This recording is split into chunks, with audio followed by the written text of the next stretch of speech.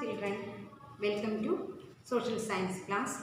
Today we are going to continue our chapter Constitution Design and we are going to discuss why do we need a constitution and who designed Indian constitution and what are the problems faced by them while making a constitution for India. So, making a constitution for India, it was not a easy task. They faced a lot of problems while making a constitution. So, let us discuss one by one the problems faced by the constitution makers. So, first one is the Indians, they have to change from the status of subject to the status of citizen. So they have to change from the status of subject. So they were the subjects of the rulers and the rulers controlled by the people, and now they have to change as a citizen. That means they become the rulers, and that was the first problem. The people of India were emerging from the status of subject to the status of citizen. That is the first problem. And second one is it is a huge country and a lot of diversities were existed.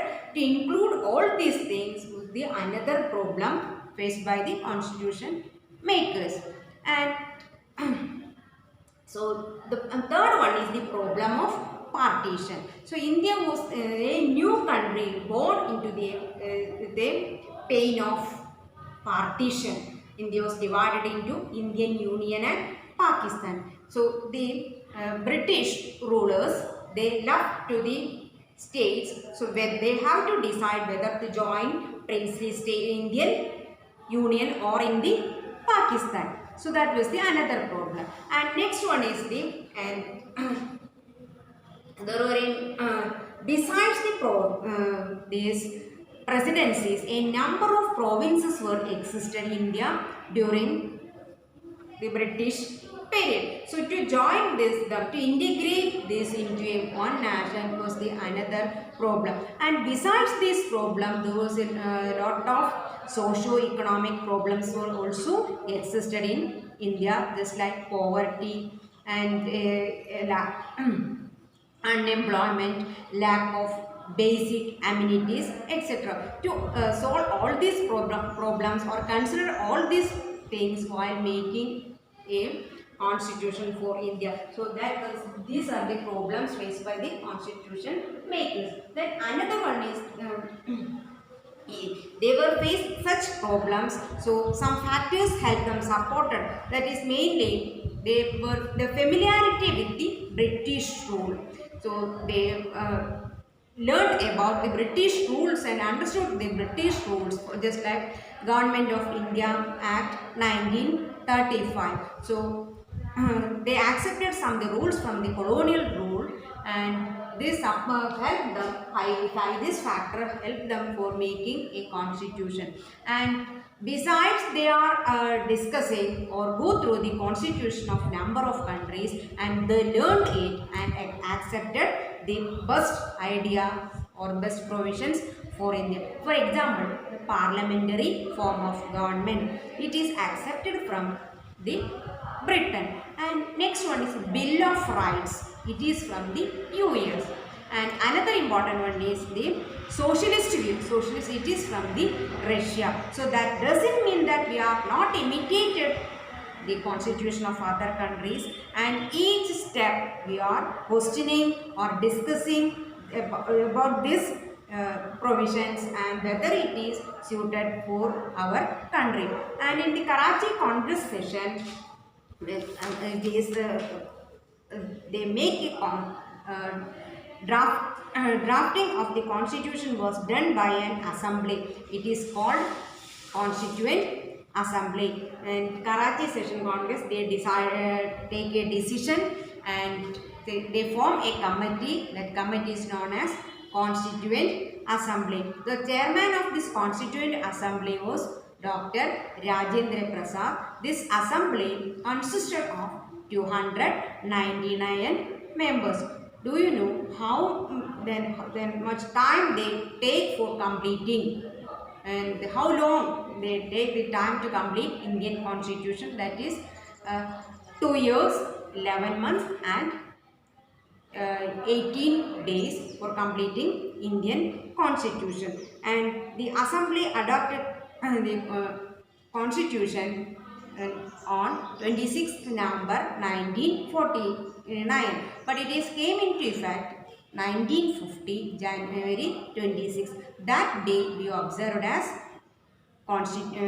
Republic Day. And so very recently we are observing the Constitution Day every year.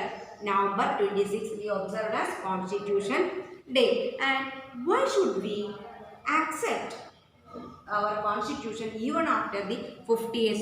So 50 years back we our leaders made a Constitution for India. So now we are accepted the same Constitution. So that is because it is not the view of on the participants of the Constitution.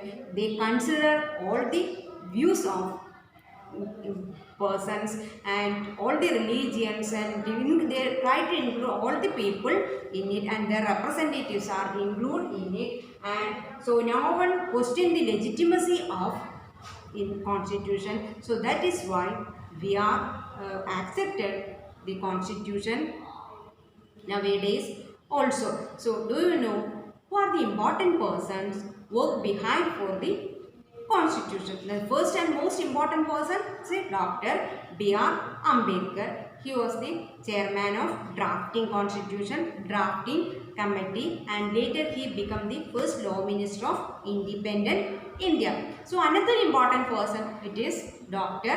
Rajendra Prasad. He became the first president of India. He was the chairman of Constituent Assembly.